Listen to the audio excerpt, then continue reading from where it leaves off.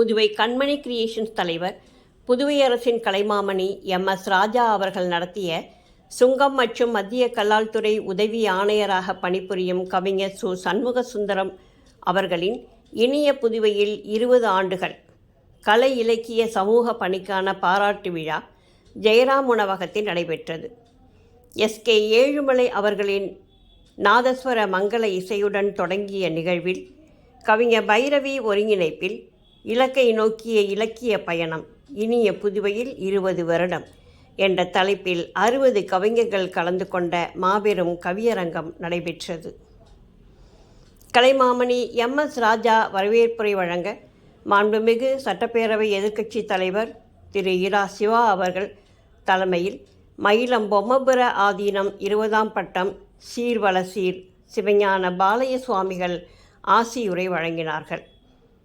கலை பண்பாட்டுத்துறை இயக்குனர் வி. கலியபெருமாள் அவர்களும் மூத்த தமிழறிஞர் தமிழ்மாமணி புலவர் ந. ஆதிகேசவன் அவர்களும் சிறப்பு அழைப்பாளர்களாக கலந்து கொண்டு சிறப்புரை வழங்கினார்கள். தமிழ்மாமணி சொல்லாய்வு செல்வர் சு. வேல்முருகன், கலைமாமணி முனைவர் ஏமு ராஜன், கலைமாமணி கோ. பாரதி, கலைமாமணி சீனு வேணுகோபால், கலைமாமணி மு. பாலசுப்பிரமணியம், கல்விச்செம்மல் சீனு மோகன்தாஸ், தோழர் எஸ். ராமச்சந்திரன், தோழர் எல்லை சிவக்குமார் ஆகியோர் பாராட்டுரை வழங்க கவிஞர் சு. சண்முகசுந்தரம் ஏற்புரை வழங்கினார். நிகழ்வில் MS ராஜாவின் வாளோடு பிறந்த வம்சம் என்ற வரலாற்று நாடகம் நடத்தப்பட்டது. கவிதை வாசித்த கவிஞர்களுக்கு பொன்னாடை மற்றும் மெடல் அணிவித்து சான்றிதழ்களும் பரிசும் வழங்கி கௌரவிக்கப்பட்டது.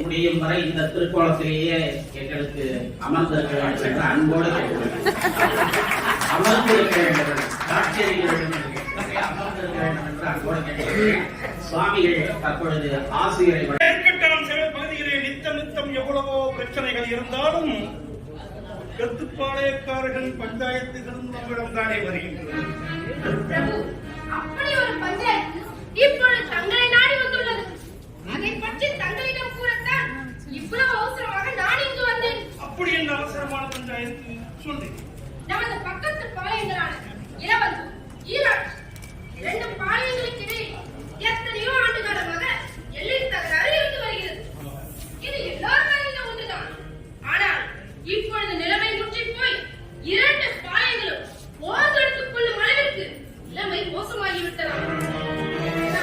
தாங்கள் உடனே வந்து பிரச்சனையை பேசி தீர்க்க வேண்டும் என்று 2 பாளையக்காரர்களும் தங்களுக்கு அவசர உரை அனுப்பியுள்ளார்கள். அதை பற்றி கூறத்தான் இவ்வளவு அவசரமாக நான் இங்கு வந்தேன். அப்படியா? இதை நான் எப்பொழுதோ எதிர்பார்த்தேன். நல்ல வேளை, சாவதற்கு முன்பாவது சமாதானம் பேசலாம் என்ற முடிவுக்கு வந்தார்கள். இப்படி இந்த தமிழகத்தின்